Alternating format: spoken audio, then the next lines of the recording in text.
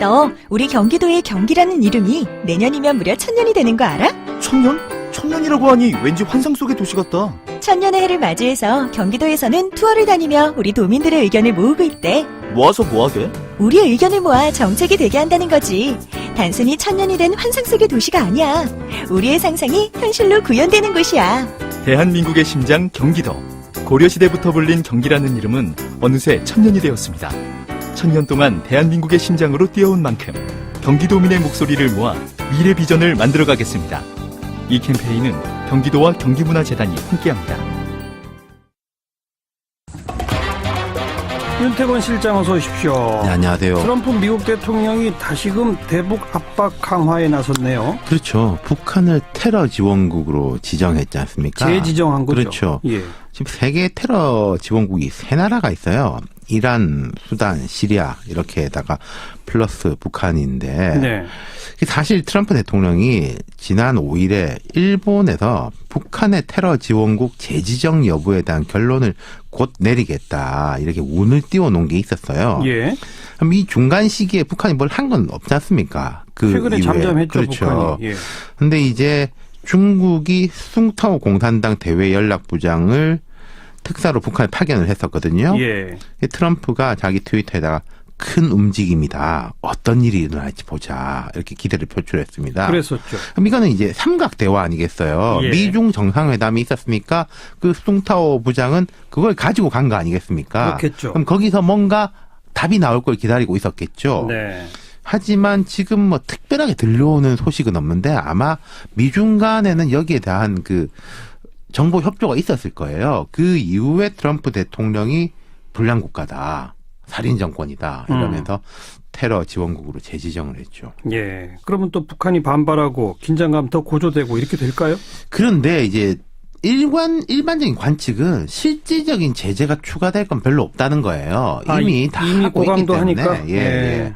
그리고 이제 렉스 틸러슨 미 국무장관도 언론 브리핑을 통해서 아직 대북 문제에 대해서는 외교적 해결책을 원한다 이렇게 밝히기도 했고요. 예. 우리 정부에서도 이게 대화를 위한 수단으로 생각한다 그런 이야기를 했습니다. 요즘 북한의 움직임들이 어때요?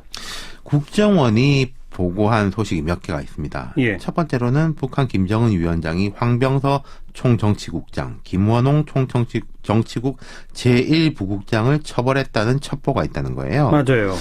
그 총정치국은 김정은을 빼고는 군부에서 제일 높은 사람이거든요. 그러니까 2인 자격인 거죠? 그렇죠. 이게 예. 뭐 형식상 국가 수반 서열 높은 사람들은 있지만 실질적으로 2인자인데 네. 최용해 당 부위원장을 앞세워서 처벌했다는 건데 최용해는 황병세 전임 총정치국장입니다. 예, 예. 근데 그렇다고 해서 완전 숙청 이런 건 아닌 것 같아요.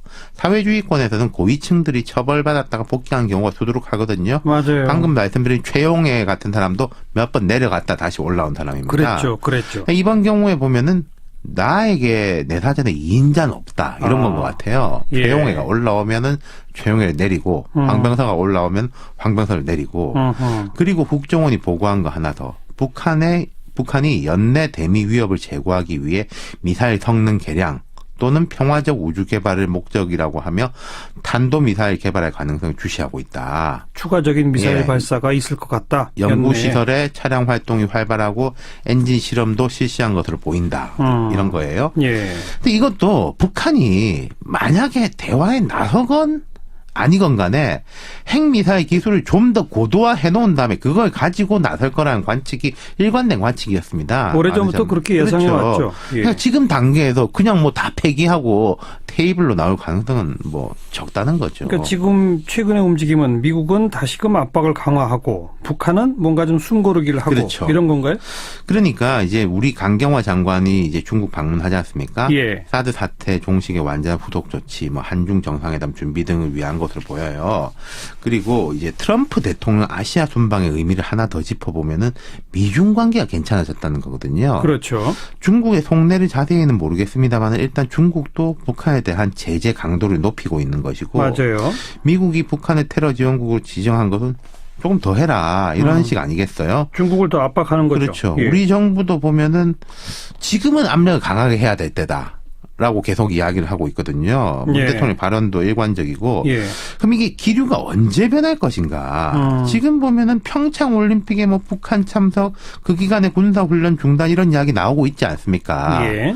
그 2월이잖아요. 내년 2월이 그렇죠. 평창이죠. 예. 이걸 거꾸로 뒤집어 보면은 올해는 좀 압박 기조로 가야 하고 내년이 돼야 뭐가 좀 변화가 온다. 이렇게 볼 수 있지 않을까요? 저도 예. 전문가는 아닙니다만은 그런 흐름이 보이는 것 같습니다. 제발 내년에라도 국면 전환이 있었으면 좋겠습니다. 네, 수고하셨어요. 감사합니다. 윤태권 실장이었습니다.